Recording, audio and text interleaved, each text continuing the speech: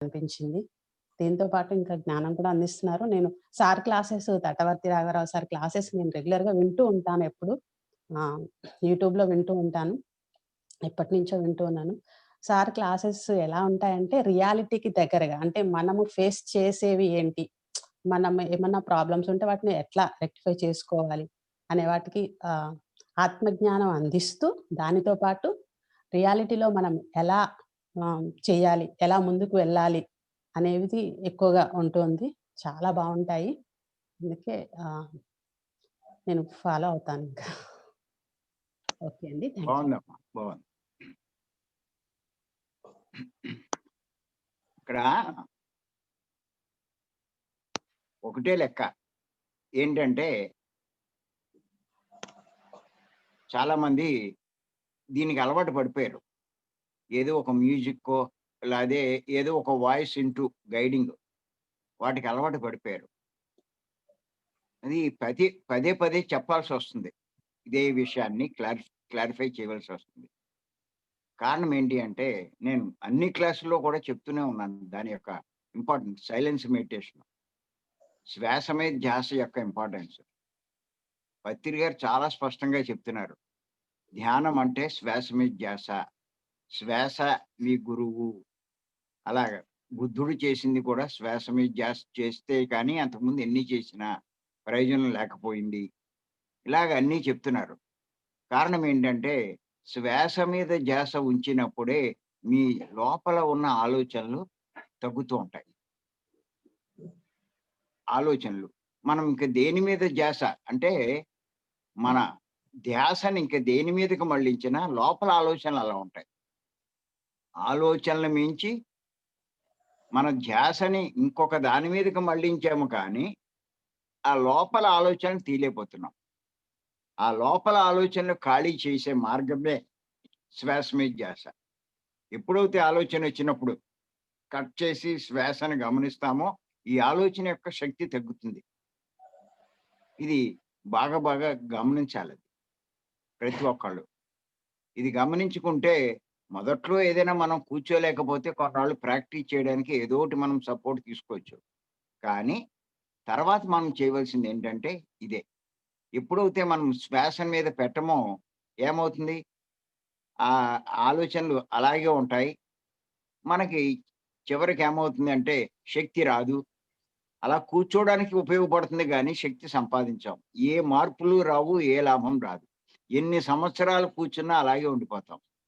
అందుకే పత్రి గారు చెప్తారు. ఏ నామము వద్దు, ఏ మంత్రము వద్దు, ఏ రూపము వద్దు. ఇంక దేని మీద ధ్యాసొద్దు. ఒక్క శ్వాస మీదే ధ్యాస అని చెప్తూ ఉంటారు. మరి నామము వద్దు, మంత్రము వద్దు. చాలామంది పండితులు ఏం చెప్తారంటే, మంత్రం మీద చాలా శక్తి ఉంది. మంత్రం మీద దృష్టి పెడదాము అని అంటారు. కానీ అది కూడా దానికంటే కూడా గొప్ప ఫలితాలు మనం ఈ శ్వాస మీద ధ్యాస పెట్టడం వల్ల వస్తుంది కాబట్టి, మరి ఈ శ్వాస మీద ధ్యాస ఉంచండి అని చెప్పి పత్రి గారు మనకి చెప్తూ ఉంటారు. అంచేత ఏంటంటే, ఇది బాగా అర్థం చేసుకోండి. ఇది పతంజలి మహర్షి చెప్పింది అదే. నేను అది కూడా చెప్పాను. నిన్న కూడా. చిత్తవృత్తి నిరోధము అన్నారు.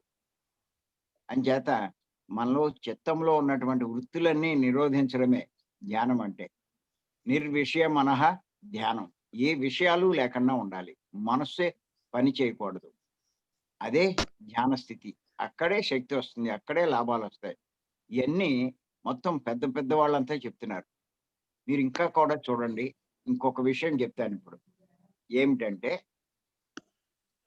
శంకరాచార్యుల వారు ఒక చాలా గొప్ప విషయం చెప్పారాయన. ఆయన చెప్పిందేంటంటే, సంధ్యారంభ శివస్వరూపం విజృంభితం. ఇది రాసుకోవాలి ప్రతి ఒక్కళ్ళు.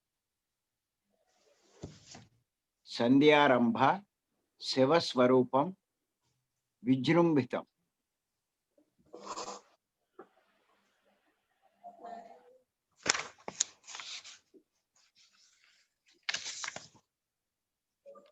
సంధ్యారంభ శివస్వరూపం విజృంభితం.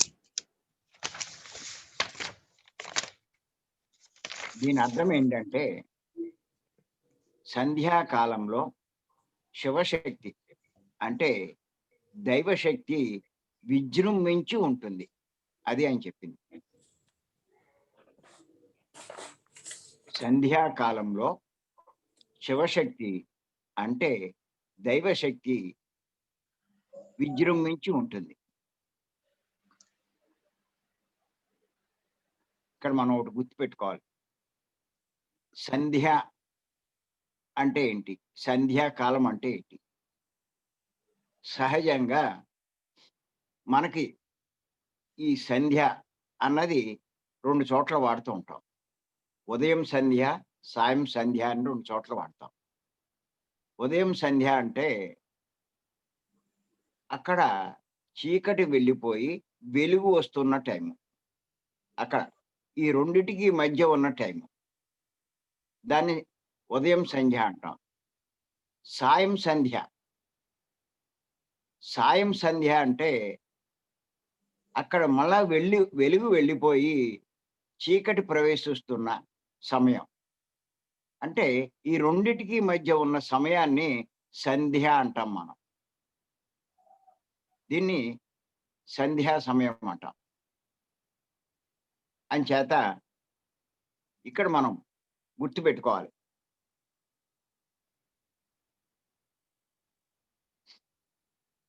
ఏమిటంటే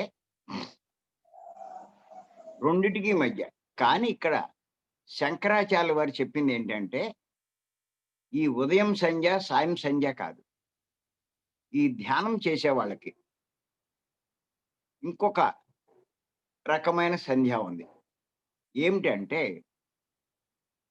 అది ఒక ఆలోచన అంతమై ఇంకొక ఆలోచన ప్రారంభమయ్యే లోపు ఉండే సమయము సంధ్యా సమయం అనొచ్చు అంటారు.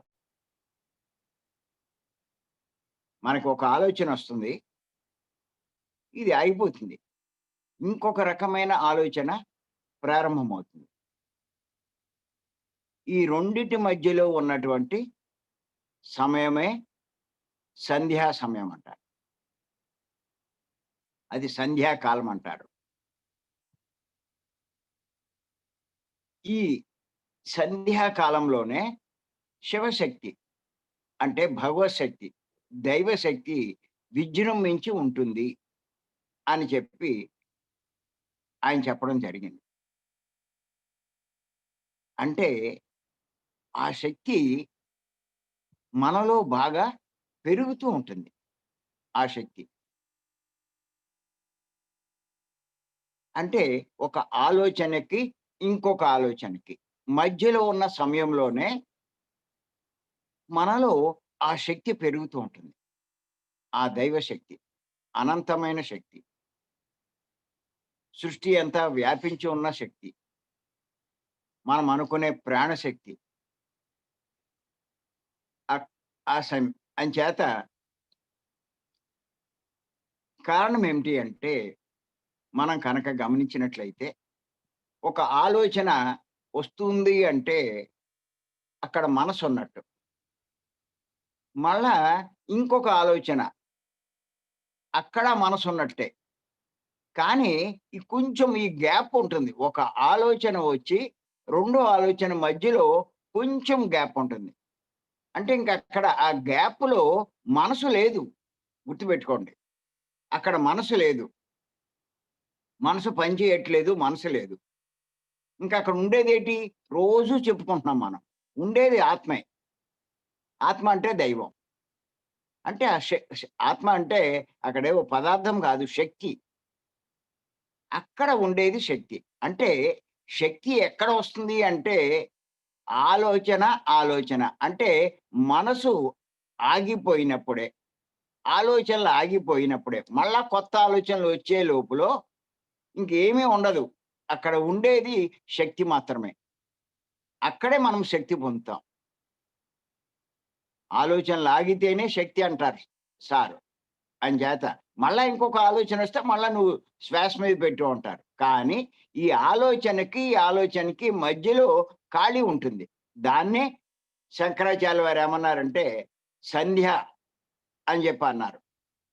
ఆ సమయంలో అపారమైన శక్తి, ఆ దైవశక్తి మనం పొందగలుగుతూ ఉంటాం. ఇక్కడేమిటి అంటే మనం గుర్తుంచుకోవాల్సింది ఆ సంధ్యా సమయాన్ని ఎంత ఎక్కువ మనం పెంచుకోగలిగితే మానవుడు అంత ఎక్కువ శక్తిని పెంచుకొని శక్తివంతుడు కాగలుగుతాడు. గుర్తుపెట్టుకోండి. ఈ సంధ్యా సమయాన్ని మొదట్లో ఒక 5 సెకన్లు ఉంది మీకు. ఒక ఆలోచనకి, ఆలోచన మధ్యలో. కానీ కొన్నాళ్ళు పోయేసరికి ఈ ఆలోచనకి, ఇంకొక ఆలోచనకి మధ్యలో ఆ 5 సెకండ్లది ఒక ప 10 సెకండ్లు, మెల్లిగా ఒక 50 సెకండ్లు, ఒక నిమిషము, మెల్లిమెల్లిగా 5 నిమిషాలు, 10 నిమిషాలు, తర్వాత 20 నిమిషాలు, ఎ తర్వాత అరగంట ఇలా పెరుగుతూ ఉంటుంది ప్రతి ఒక్కడికి. ఎప్పుడు ఎప్పుడు పెరుగుతుందంటే, ఈ లోపల ఆలోచనలు గనక ఎక్కువగా ఉంటే, ఈ సంధ్యా సమయం తక్కువగా ఉంటుంది. ఈ ఆలోచనలు గనక చాలా తగ్గిపోతే, లోపల మనం ఖాళీ చేసుకుంటే, ఈ సంధ్యా సమయం బాగా పెరుగుతుంది. ఇది గుర్తుపెట్టుకోండి ప్రతి ఒక్కడు. మళ్ళా వస్తాయి తప్పదు. ఉంటాయి. అప్పుడు మనకి మళ్ళా శ్వాస మీద ధ్యాస పెడుతూ ఉంటాం. అలా ఇది ఎంత పెంచుకుంటే, మనం అంత శక్తివంతులవుతూ ఉంటాం. ఆ సంధ్యా సమయాన్ని. అంచేత. ఇక్కడ మనం గమనించినట్లయితే చాలామంది మీరు చూడండి ప్రారంభంలో ఉన్నప్పుడు ఓ 40 రోజుల క్లాసో అయ్యో పెట్టించినప్పుడో, లేతే ఏదైనా సరే మీరు కనుక గమనించినట్లయితే రోజు కూర్చుంటారు. కొత్తగా వచ్చి కూర్చున్న వాళ్ళకి ఈ శ్వాస మీద ధ్యాస పెట్టమంటే ఎప్పుడూ వాళ్ళకి ఆలోచనలు వస్తున్నట్టుగానే ఉంటాయి. ఎందుకు మనం చేయడం దండుగా అనుకుంటారు. కానీ అలా ఆలోచనలతో కూర్చున్నా కూడా వాళ్ళకి కొన్ని లాభాలు కలుగుతాయి. కొన్ని కొన్ని మరి జబ్బులు గానీ, లేతే రోగాలకు గానీ, లేతే కొన్ని కొన్ని ఇబ్బందులకు గానీ అధిగమిస్తారు వాళ్ళు. అవే చెప్తారు. ఏం మీ అనుభవం అంటే, నేను ఈ ధ్యానంలోకి రాకముందు, ఈ 40 రోజులు ధ్యానంలోకి రాకముందు కొన్ని ఇబ్బందులుండేవి. అయన్నీ పోయినియి అని చెప్తూ ఉంటారు. ఎలా పోయినియి? చూస్తే అంతా ఆలోచనే. మరి అన్ని ఆలోచనలతోటే ఉంటే మరి ఎలా వచ్చింది? ఎలా వచ్చిందో కూడా ఆళ్ళకి తెలీదు. అందుకే నేను చెప్తాను నేను. ఏమని చెప్తానంటే, మీరు కూర్చోండి చాలు. ఆలోచనలు వస్తున్నాయా లేదా మీకనవసరం. మీరేం చేస్తున్నారో మీకనవసరం. కూర్చొని లేవండి. మీరు కూర్చోగలుగుతున్నారా లేదా చూడండి. మీరెంతసేపు ఆ ఆలోచనలొచ్చినప్పుడు కట్ చేసి శ్వాస మీద పెట్టండి. మీకు తెలియకుండానే మధ్య మధ్యలో ఆ ఆలోచనలు ఖాళీ ఉంటుంది. ఒక ఆలోచనకి, ఇంకొక ఆలోచనకి. ఆ ఖాళీలో కొంత శక్తిని మీరు పొందుతారు. ఆ కాస్త శక్తితోటే మీరు ఈ లాభాలు మీరు పొందుతున్నారు. అదే కనక మీరే కనక ఇంకా ఎక్కువ సేపు ఆ ఖాళీ పెంచుకోగలిగితే మీకు చాలా, చాలా శక్తి మీరు సంపాదిస్తారు. అంచేత అది పెరుగుతుంది ఆటోమేటిక్‌గా. ఒక్కసారి పెరగదు గానీ, నెమ్మది నెమ్మదిగా పెరుగుతుంది. ఆ పెరిగే కొద్దీ మీకు వచ్చే శక్తి ఎక్కువగా ఉంటుంది. అది నేను చెప్పేది. అంచేత ప్రతి ఒక్కళ్ళు కూడా ఇది బాగా గమనించుకోండి. ఎప్పుడైతే ఇది ఖాళీ చేస్తామో, ఈ సంధ్యా సమయం పెరుగుతుంది. ఇది నిండా స్టాక్ ఉంచుకుంటామో, ఈ సంధ్యా సమయం తగ్గిపోతుంది. ఏదో అల్ప లాభాలు, స్వల్ప లాభాలే ఉంటాయి. అంతేగాని అధిక లాభాలు, గొప్ప లాభాలు మనం పొందలేం. మనం అనుకునేటువంటి ఇప్పుడు నేను చెప్పేదేంటి అంటే, రెండో స్టేజ్‌కి ధ్యానంలో. అంటే మనసును శుద్ధి చేసుకునే, నిర్మలం చేసుకునే స్థాయికి మనం చేరుకోలేం. అంచేత ఇవన్నీ గుర్తుపెట్టుకోవాలి ప్రతి ఒక్కళ్ళు. ఈ సంధ్యా సమయం శంకరాచార్యుల వారు అంత గొప్పవాళ్ళు. వాళ్ళంతా ధ్యానం చేసి గొప్ప స్థితికి ఎదిగిన వాళ్ళు. గొప్ప ఆత్మజ్ఞానులు. మరి అటువంటి వాళ్ళు చెప్పారు అంటే మరి చాలా అర్థం ఉంటుంది అందులో. అంచేత మనం కూర్చొని శ్వాసను గమనిస్తూ ఉంటే చాలు. తెలియకుండానే వస్తాయి. మెల్లి మెల్లిగా ఇది పెరుగుతుంది. నిరుత్సాహపడకూడదు. కంగారు పడకూడదు. చిన్ననాటి నుంచి ఉన్న ఆలోచనలన్నీ ఒక్కసారి ఎలా ఎళ్ళిపోతాయండి? అందరూ ఏం చేస్తున్నారు అంటే, వాళ్ళని తేలిగ్గా కూర్చోబెట్టగలిగే ప్రయత్నం చేస్తున్నారు కానీ, వాళ్ళు ఎక్కువ ఫలితం పొందే ఈ శ్వాస మీద ధ్యాస మీద పెట్టించడం ఎవ్వరూ ఆసక్తి చూపించట్ల. కూర్చోవడం కాదు, శ్వాస మీద ధ్యాస ఉంటేనే ఆలోచనలు తగ్గి, ఆ సంధ్యా సమయం పెరిగి, అపారమైన శక్తివంతులవుతాం మనం. ఇది ప్రతి ఒక్కడు మర్చిపోకూడదు. ఎంత దీని మీద ప్రతి ఒక్కడు శ్రద్ధ తీసుకుంటారో నిజంగా కూడా మంచి శక్తివంతులవుతారు. సరైన ఫలితాలు, లాభాలు పొందుతారు. లేకపోతే కూర్చుంటారు, టైం వృధా అవుతుంది. వాళ్ళలో ఏ మార్పు లేదు. ఇంకా ఆళ్ళకి సంధ్యా సమయం ఎక్కడొచ్చింది? మనసు అలా ఇంటూ ఉంటే పని చేస్తూనే ఉంటుంది. మనసు ఎక్కడ ఆగింది?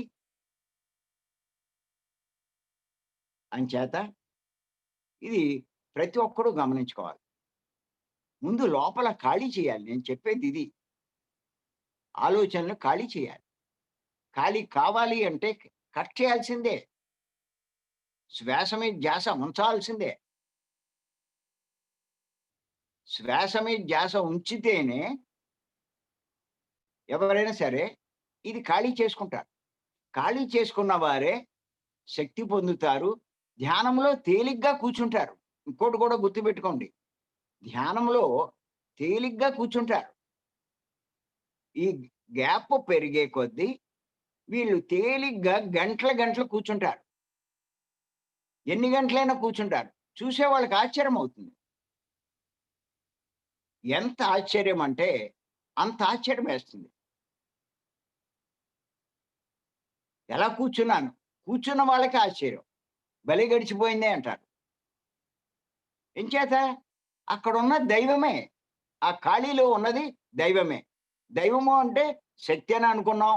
మీరు జ్ఞానం అని అనుకోండి. ఆనందం అనుకోండి. అన్నీను. అటువంటి ఆనంద స్థితిలో వాళ్ళున్నప్పుడు. దాన్నే ఇందాక కూడా నిన్న కూడా తెలుసుకున్నాం. సుషుప్తి అవస్థ అని. సుషుప్తి అవస్థలో శరీరము ఉండదు, మనసు ఉండదు. ఉండేది ఆత్మే కాబట్టి. ఆత్మ అంటే ఆనందం. మరి రాత్రి అన్ని గంటలు నిద్రపోయినా సుషుప్తి అవస్థలో గాఢ నిద్రలో నిద్రపోయినట్టే ఉండదు. అలాగే ధ్యానంలో కూడా కూర్చున్నట్టే ఉండదు.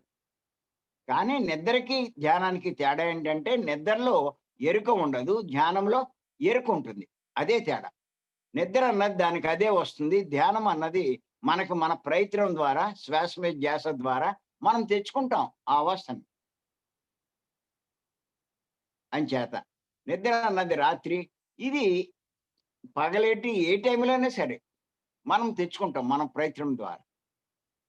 అంచేత బాగా గుర్తుపెట్టుకో. అందుకే రాత్రి మనం చాలామంది నాకు నిద్ర పట్టట్లేదు, నాకు నిద్ర లేదు బాధపడుతూ ఉంటారు. కానీ వీళ్ళు ఇలా కూర్చుంటే ఆ శక్తి వస్తది. నిద్రలో ఏ శక్తి సంపాదిస్తారో దానికి 3 రెట్లు మనం సంపాదిస్తాము అన్న సంగతి పత్రి గారు చెప్తూ ఉంటారు. అలా మెలుకుని ఉంటే ఇంకా శక్తి పోతుంది. కానీ కళ్ళు మూసుకొని శ్వాస మీద ధ్యాస ఉంచితే ఆ టైంలో మీకేమవుతుంది ఆలోచన లేని టైంలో మీకు అపారమైన శక్తి వస్తుంది. వాడు ఏం వర్రి పడిపోక్కర్లా.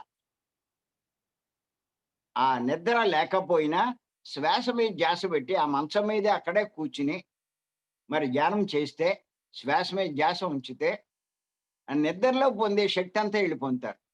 ఇంకా బాధపడవలసిన పనేమి లేదు.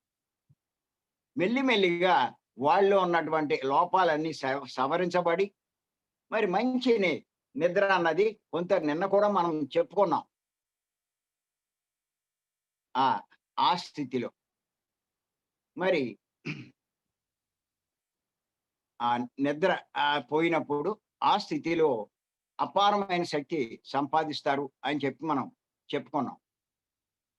అంచేత ఇది బాగా బాగా గుర్తుంచుకోండి. అటువంటి టైంలో మనం కనుక ధ్యానం చేసినట్లయితే మరి ఎంత లాభమైనా మనం పొందుతాం. ఎన్నో మార్పులు సంపాదిస్తాం. శివశక్తి అంటే దైవశక్తి. దైవశక్తి అంటే ఆత్మే. ఆత్మతో ఉండడం అంటే దైవంతో ఉండడం. వాడికి ఎన్ని లాభాలొస్తాయి? ఎందుకొస్తాయి ధ్యానంలో? అంచేత శంకరాచార్యులు వారు మరి చెప్పింది సామాన్యమైన విషయం కాదు. సంధ్యారంభ శివస్వరూపం విజృంభితం అన్నారాయన. అది. ఆ దైవశక్తి విజృంభించి ఉంటుంది. మామూలు టైంలో ఏముండదు. మీరు చూడండి, సూర్యశక్తి మేఘాలు లేకపోతే ఎంత ప్రకాశవంతంగా ఉంటాయి. మేఘాలొస్తే ఆ సూర్యశక్తి, ఆ సూర్యకాంతి తగ్గిపోతుంది. ఉంటుంది గానీ తగ్గిపోతుంది. మళ్ళా ఒక మేఘం పోయి రెండో మేఘం వచ్చే లోపులో ఏమవుతుంది? చాలా ప్రకాశవంతమైన కాంతి ఉంటుంది. మళ్ళా రెండో మేఘం వచ్చేసరికి ఈ కాంతి తగ్గిపోతుంది. అంచేత ఉంది. దేహంలోనే ఉంది. కానీ మనసుతో కప్పబడింది. ఆ శక్తి మనసుతో కప్పబడింది. ఆ మనసుతో కప్పబడినటువంటి ఆ శక్తి మనసు ఎప్పుడైతే పనిచేయదో అప్పుడు అది వ్యక్తమవుతూ ఉంటుంది. అది బయటపడుతూ ఉంటుంది. మళ్ళా మేఘంలాగా ఆలోచనొస్తే మళ్ళా తగ్గిపోతుంది. అసలుండదని కాదు. ఆ టైంలో విజృంభించి ఉంటుంది. అపారంగా ఉంటుంది. అనంతంగా ఉంటుంది. అంచేత ఆ సమయం పెంచుకోవాలి. ఆ సమయం పెరగాలి అంటే ఈ మనసు ఖాళీ అయిపోవాలి ఆలోచనతో. దానికోసమే భీమవరంలో 3 రోజులు క్లాసులు ట్రైనింగు. ఏదో పొద్దునో గంట, సాయంత్రం ఓ గంట ఇస్తున్నారు. కానీ గుర్తుపెట్టుకోండి. పొద్దున్నో గంట, సాయంత్రం ఓ గంట చేసినంత మాత్రం ప్రయోజనం లేదు. కారణం ఏంటంటే మీరు ఉదయం చేస్తారు. మళ్ళా సాయంత్రం దాకా ఏం చేయరు. కానీ ఈ ప్రాపంచిక వ్యవహారాల్లో ఉంటారు. సంసారిక వ్యవహారాల్లో ఉంటారు. ఇయన్నీ ఎన్నో లోపలికి మళ్ళా వెళ్ళిపోతాయి. మీరు ఊరికే సరదా కోసం టీవీలు చూస్తారు, మాట్లాడుతుంటారు. కొన్ని గొడవలవుతాయి. కొన్ని సమస్యలుంటాయి. చాలా రకాలైనటువంటి ఇబ్బందులుంటాయి. ఇయన్నిటి వల్ల మళ్ళా మనసంతా మలినమైపోతుంది. సాయంత్రం కూర్చుంటే మళ్ళా ఇయన్నీ తొలగించుకోవడానికే సరిపోతుంది మనకి. ఏమైందింకా? అలాగా మళ్ళా మనం ఖాళీ చేసినా మళ్ళా ఎంత అయిపోతుంది. అందుకే మేమేం చేస్తామంటే 3 రోజులు అన్నీ సిద్ధపడి వస్తారాళ్ళు. డిసైడ్ అయ్యి వస్తారు. ఇంక ఇక్కడే ఉండాలని. ఖచ్చితంగా సెల్ ఫోన్స్ ఇయన్నీ ఆపించేస్తాం. మనం పూర్తిగా ఆపించేస్తాం. ఎప్పుడైతే ఆపించామో ఇంక వాళ్ళకి బయట వ్యవహారాలుండవు. నిజంగా దీని యొక్క ఇంపార్టెన్స్ తెలుసున్న వాళ్ళు ఆపేస్తారు. అసలు బయటికి వెళ్ళినా కూడా. ఇంటికాడ చెప్పే వస్తారుగా. 3 రోజులు నేను అక్కడుంటాను. ఏమొచ్చేస్తది ప్రమాదం? అలాగ ఎప్పుడైతే పూర్తిగా దాని మీద దృష్టి పెడతారో, మనం బయట ఎక్కడైనా కనక మనం క్లాసులు పెట్టుకుంటే, ఇలా 3 రోజులు ఇలా పెట్టుకున్నా కూడా, అక్కడ కూడా ఏమవుతుందంటే, పొద్దున్నుంచి సాయంకాలం దాకా అంటారు. సాయంత్రం ఇంటికెళ్ళిపోయి అన్నీ ఎక్కించుకొని మళ్ళా పొద్దున్నే వస్తారు. ఇంక మళ్ళా ఆళ్ళ పని ఖాళీ చేయడమే. దానివల్ల ఏం పెద్ద ప్రయోజనం ఉండదు. పూర్తి ఎఫెక్ట్ రావాలి అంటే భీమవరం రావాలి అంటాను నేను. అంత ఆ రకంగా రెసిడెన్షియల్‌గా మనం పాల్గొంటేనే దాని ఎఫెక్ట్ మనకు కనిపిస్తుంది. అంచేత మన కోసం మనం 3 రోజులు స్పేర్ చేయడం ఏంటండి? ఎందుకు చేయలేమండి? 27 రోజులు దేహం కోసం కేటాయిస్తున్నారే, 3 రోజులు మీకోసం అంటే ఆత్మ కోసం కేటాయించలేరా? అసలు వచ్చిందే మీకోసం గదా! ఆత్మ కోసం కదా! వచ్చిందే మీ లాభం కోసం కదా! ఆత్మ లాభం కోసం కదా! మీరు దేహ లాభం కోసం భూమి మీదకి రాలేదే. మరి, మరి రానప్పుడు ఆత్మ కోసం 3 రోజులు కేటాయించలేరా? నేను మళ్ళా చెప్తున్నాను నేను. మేము పత్రి గారు పరిచయం అయిన తర్వాత, అంతకుముందు కాదు. 90% ఆత్మకు కేటాయిస్తున్నాం. 10% దేహానికి. దేహానికి, దేహ ప్రాముఖ్యకి, దేహ అవసరాలకి, దేహానికి. నేను అందరికీ చెప్పేది అంటే 90% దేహానికి ఉపయోగించుకోండి. సంపాదనకి, సంసారానికి, సుఖాలకి, వీటికి వాటికి ఉపయోగించండి. 10% మీకు అంటే ఆత్మకి. దేహం మీరు కాదు. ఇది బాగా గుర్తుపెట్టుకోవాలి ప్రతి ఒక్కళ్ళు. అంచేత అంచేత ప్రతి ఒక్కడు, ప్రతి ఒక్కరు ఇది అర్థం చేసుకోండి. సైలెన్స్ మెడిటేషన్ ఉత్తినే అంటంలా. దాంట్లో చాలా లోతులున్నాయి. ఇంకా నేను చాలా చెప్పొచ్చు. చాలా ఉన్నాయి కూడా దాంట్లో. ఆషామాషీ కాదు. మనసు పని చెయ్యడము, ఆగిపోవడం అంటే మామూలు విషయం కాదు. దేహస్థితి దాటడం, మనోస్థితిలోకి రావడం, మనోస్థితి దాటి మరి ఆత్మస్థితికి రావడం. దేహస్థితి అంటే గుర్తెట్టుకోండి, నల్లని కారుమబ్బులు. ఆకాశం అంతా వ్యాపించి ఉన్నాం. నిజంగా అప్పుడు సూర్యుడు ఉన్నా కూడా చీకటిగా ఉన్నట్టుగా ఉంటది. అది కారుమబ్బులు పోయినియి. మామూలు మబ్బులు. దాని మీద కొంచెం నయం. కానీ ఆకాశమంతా ఉన్నాయి. వర్షాకాలంలో మనకు అలాగే ఉంటాయి. కానీ ప్రకాశం తగ్గుతుంది గానీ, ఆ కారుమబ్బులు ఉన్నంత కాదు.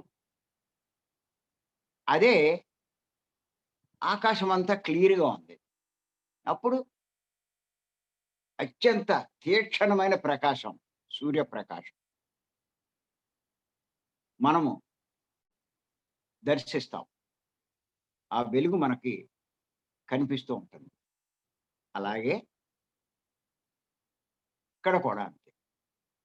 ఆలోచన, ఆలోచన మధ్యలో ఖాళీ. దాన్నే సంధ్య. అటువంటి స్థితిలోనే అపారమైన శక్తి మనం పొందుతాం. ఇంచేత ఇది ప్రతి ఒక్కళ్ళు బాగా గుర్తుపెట్టుకోండి. ఏమి ఉత్తినేం కాదు. దీంట్లో రీసెర్చ్ చేయాలండి. ఎవడో ఏదో చేస్తూ ఉంటే మనము చేసేయడం కాదండి. నేను ఎంతసేపు ఏం చెప్తానంటే ప్రతీదీ కూడా ప్రతీదీ ఆలోచించండి. మీరు ప్రశ్నేసుకోండి. గుడ్డిగా వెళ్ళకండి. వాళ్ళు కూడా పత్రి గారి శిష్యులే కదా! వాళ్ళు కూడా ఈ సొసైటీలో వాళ్ళే కదా! అనుకోకండి. ఎంతసేపు మీ అంతట మీరు మీ వివేకాన్ని ఉపయోగించండి. ప్రతీదీ ప్రశ్నించుకోండి. అసలైన సమాధానం మీకు దొరుకుతుంది. ఏమీ లేకుండా గుడ్డిగా వెళ్ళకండి. ఇప్పుడు నేను చెప్పేదైనా మీరు గుడ్డిగా నమ్మవలసిన పనిలా. నేను చెప్పే దాంట్లో కూడా మీరు ప్రశ్నేసుకోండి. ప్రతీదీ రాసుకోండి. లేతే 1కి 10 సార్లు వినండి. లేదు అంటే మన వాళ్ళు పెడుతున్నారు దీన్ని. ఇప్పుడు నేను చెప్పిన సందేశాన్ని మీకు వాట్సాప్ ఆ గ్రూపులో పెడుతున్నారు. మన రవి, మధు వీళ్ళంతా కూడా పెడుతున్నారు. హైదరాబాద్ మధు. వినండి మళ్ళా 1కి 4 సార్లు వినండి. దాన్ని బాగా రాసుకొని, దాని మీద మీరు మళ్ళా విశ్లేషణ చేయండి. వాళ్ళు చెప్తూ ఉంటారు, వీళ్ళు చెప్తూ ఉంటారు. ఇప్పుడు రెండూను ఎవరి స్థాయిలో వాళ్ళు చెప్తారు. తప్పేం కాదు. వాళ్ళు చెప్పింది రాంగు. వాళ్ళు తప్పెందుకు చెప్పారు? ఆ రకంగా మీరు ఆలోచించకండి. సరే వాళ్ళ స్థాయిలో వాళ్ళు చెప్పారు. సరే వాళ్ళది చెప్పారు, వీళ్ళిది చెప్పారు. పత్రి గారేమి ఓషో అది చెప్పాడు, ఓషో రాంగు. ఈయనిది చెప్పాడు, ఇది రాంగు కాదు. ఎవడికి ఏది చెప్తూ ఉంటాడు. ఎవడి స్థాయిలో చెప్తారు. అంచేతే నో జడ్జిమెంట్ అనే మాట అంటారు పత్రి గారు. No comment, no judgement. No judgement అంటే వాడిది రైటు, వీడిది తప్పు. వాడెక్కువ, వీడు తక్కువ. వాడు గొప్ప, ఇది అయేమి జడ్జి చెయ్యొద్దంటారాయన. ఇంచేతంటే అన్ని స్థాయిలో అందరూ ఉంటారు. ఇదివరకు కూడా చెప్పాను నేను. మన మాస్టర్స్‌లోనే ఎలిమెంటరీ నాలెడ్జ్‌లో ఉన్నవాళ్ళు కొంతమంది ఉంటారు. హై స్కూల్ నాలెడ్జ్‌లో ఉన్నవాళ్ళు కొంతమంది ఉంటారు. అదే కాలేజీ నాలెడ్జ్‌లో డిగ్రీ నాలెడ్జ్‌లో ఉన్నవాళ్ళు కొంతమంది ఉంటారు. పోస్ట్ గ్రాడ్యుయేషన్ నాలెడ్జ్ ఉంటారు. పిహెచ్డి స్థాయిలో నాలెడ్జ్ సంపాదించుకున్న వాళ్ళు ఎంతోమంది ఉంటారు. మీకు ఎలా తెలుస్తుందండి మాకు అంటారు. ఎలా తెలుస్తుంది అంటే, మీకు దేహము, దేహ లాభాల గురించి చెప్తున్నా, ఆ దేహము, దేహ లాభాల గురించి వినాలని ఆసక్తి ప్రదర్శిస్తున్న వాళ్ళు ఎలిమెంటరీ స్కూలు విద్యార్థులు, ఎలిమెంటరీ స్కూల్ టీచర్లు. గుర్తుపెట్టుకోండి. అదే మనసు గురించి, మనోలాభాల గురించి చెప్తున్నా, అలాగే వాటి మీద వినడానికి ఆసక్తి చూపిస్తున్నా, వాళ్ళు హై స్కూల్ లెవెల్‌లో ఉన్నటువంటి టీచర్లు, విద్యార్థులు. అదే బుద్ధి గురించి చెప్తున్నా, బుద్ధి యొక్క లాభాలు చెప్తున్నా, వాటిని వినాలనే ఆసక్తి చూపిస్తున్నా, వాళ్ళు కాలేజీ స్థాయిలో ఉన్నటువంటి మరి వాళ్ళు. ఆ విద్యార్థులు, టీచర్లు. అదే ఎవరైతే మనకు ఆత్మ గురించి, ఆత్మ జ్ఞానం గురించి చెప్తున్నా, దానికి ప్రాముఖ్యం ఇస్తూ ఉన్నా, అది వింటున్నా, వాళ్ళు మరి పోస్ట్ గ్రాడ్యుయేషన్ స్థాయిలో ఉన్నటువంటి వాళ్ళే. ఆ టీచర్లు, అంతేకాదు ఆ విద్యార్థులు. వాళ్ళు ఆ స్థాయిలో ఉన్నారు. అక్కడికొచ్చేసారు ఆళ్ళు. ఎందుకొచ్చేసారు? అది ఎందుకు ఆసక్తి చూపిస్తున్నారు? గత జన్మల్లో అన్నీ అయిపోయినియి. ఇంకా ఎదగడానికొచ్చారు. ఇప్పుడు అదే దానికి ఆసక్తి చూపిస్తున్నారు. ఇప్పుడు ఎలిమెంటరీలో ఉన్నవాడు వచ్చి అక్కడ కూర్చోడు. దాని నాలెడ్జ్ అర్థం చేసుకునేవాడు అక్కడే కూర్చుంటాడు. ఇంకా అదెందుకు నాకు అనుకుంటాడు. అలాగే పోస్ట్ గ్రాడ్యుయేషనోడెళ్లి అక్కడ కూర్చోడు. కూర్చుంటే ఎలిమెంటరీ స్కూల్‌లో నవ్వుతారండి చూసి. అదేంట్రా నీకు అన్నీ అయిపోయాక ఇంకా అక్కడ కూర్చుని ఇంకా దేహం గురించి అంటావేంట్రా అంటారు. అలా పీహెచ్‌డీ అంటే ఆ అనుభూతి పొంది దాన్ని వివరించగలిగేవాళ్ళు. ఆ రకంగా జీవిస్తూ ఉన్నవాళ్ళు పీహెచ్‌డీ. ఇది గుర్తుపెట్టుకోవాలి ప్రతి ఒక్కళ్ళు. అలా ఇప్పుడు మీరు ఏ స్థాయిలో ఉన్నారో మీకు అర్థమైపోతుంది. ఇప్పుడు నేను చెప్పింది సరిగ్గా మీరు అర్థం చేసుకోగలిగితే. ఇంకా ఇంప్రూవ్ చేసుకోండి. ఇంకా ఇంప్రూవ్ చేసుకోవడానికే భూమి మీదకొచ్చాం. ఇంకా వెనక్కెళ్ళి అదే కూర్చొని చేయడానికి కాదు. ఆళ్ళు ఉంటారు, వీళ్ళు ఉంటారు, అందరూ ఉంటారు. సహజంగా ఎలిమెంటరీ స్కూల్ మనం చూస్తే కోట్ల మీద ఉంటారు. హై స్కూల్ లెవెల్‌లో చూస్తే లక్షల మీదకొచ్చేస్తారు. కాలేజీ లెవెల్‌కెళ్తే వేల మీద ఉంటారు. పోస్ట్ గ్రాడ్యుయేషన్‌లో వందలుంటారు. పీహెచ్‌డీలోకొస్తే మనం వేల మీద లెక్కెట్టొచ్చు. పదుల మీద ఉంటారంతే. సహజమది. అంచేత చాలామంది గుర్తుపెట్టుకోండి. ఎంచేతంటే ఈయన క్లాస్‌లో తక్కువున్నారు. ఆయన క్లాస్‌లో ఎక్కువున్నారు. అంటే అది కరెక్టేమో. ఈయన క్లాస్‌లో లేరు కాబట్టి ఇది సరికాదేమో అనేటువంటి అభిప్రాయంలో కూడా చాలామంది ఉంటారు. అది చాలా పూర్తి అజ్ఞానం అది. ఇక్కడ ఎంతమంది ఉన్నారని కాదు. వాళ్ళు చెప్పే జ్ఞానం ఎలా ఉంది? దాని మీద దృష్టి పెట్టండి. మనకు కావాల్సిందేది? అది చూసుకోండి. ఇలా ప్రతీదీ కూడా తెలుసుకోండి. అంచేత మరి ఈ ధ్యానంలోకొచ్చిన వాళ్ళు ఈ సందేశాలు తెలుసుకొని దానికి అనుగుణంగా ప్రవర్తించాలి. మరొక్కసారి చెప్తున్నాను శంకరాచార్యుల వారి సందేశం. సంధ్యారంభ శివస్వరూపం విజృంభితం. అంటే ఏ సంధ్య? ఆలోచనకి, ఆలోచనకి ఉన్న మధ్యలో ఉన్నటువంటి గ్యాప్ అది. ఆ గ్యాప్, ఆ సంధ్య, ఆ ఖాళీ అక్కడే శక్తి మనకి లభిస్తుంది. చేత ప్రతి ఒక్కళ్ళు కొంచెం కష్టం అనిపిస్తది. కష్టమైనా సరే ఆ పని చేస్తూ ఉండాలి. సంసార జీవితంలో ఉన్నాం. పెరుగుతూ ఉంటాయి ఆలోచనలు. ఎంత తీస్తూ ఉన్నా పెరుగుతూ ఉంటాయి. సహజం అది. కానీ మనం ప్రయత్నం మటుకు చేస్తూనే ఉండాలి. వీలైనంత సాధన పెంచి ఈ వ్యవహారాలు తగ్గించుకుంటే, అంటే తగ్గించుకోవడం అంటే అవసరాలకి తప్పదు. అవసరం లేని టైంలో సాధనకు ఉపయోగిస్తే ఖచ్చితంగా మంచి శక్తి పెరుగుతుంది. ఆ పెరిగిన శక్తిని కోల్పోకుండా మనం జాగ్రత్తలు పడితే మీరు మెల్లిమెల్లిగా ఎదుగుతారు. చాలామంది శక్తి సంపాదిస్తారు. మళ్ళా కొన్ని తప్పుల వల్ల కోల్పోతూ ఉంటారు. వాళ్ళకేం ఉపయోగం లేదు. 5 ఏళ్ళైనా, 10 ఏళ్ళైనా, 20 ఏళ్ళైనా. ఇది చాలా చాలా నేను చెప్తున్నాను. చాలా ఇంపార్టెంట్. ఆ శక్తి కోల్పోకుండా జాగ్రత్త పడాలి. ఆ విషయాలు కూడా నేను తర్వాత ఒకసారి చెప్తాను వేరే క్లాస్‌లో. శక్తి ఎక్కడ కోల్పోతున్నాం? శక్తి కోల్పోకుండా ఉండాలి అంటే మనం ఏం చేయాలి? ఇయన్ని విషయాలు చాలా డెప్త్‌గా చెప్తాను. అయితే ఇయన్నీ తెలుసుకోండి.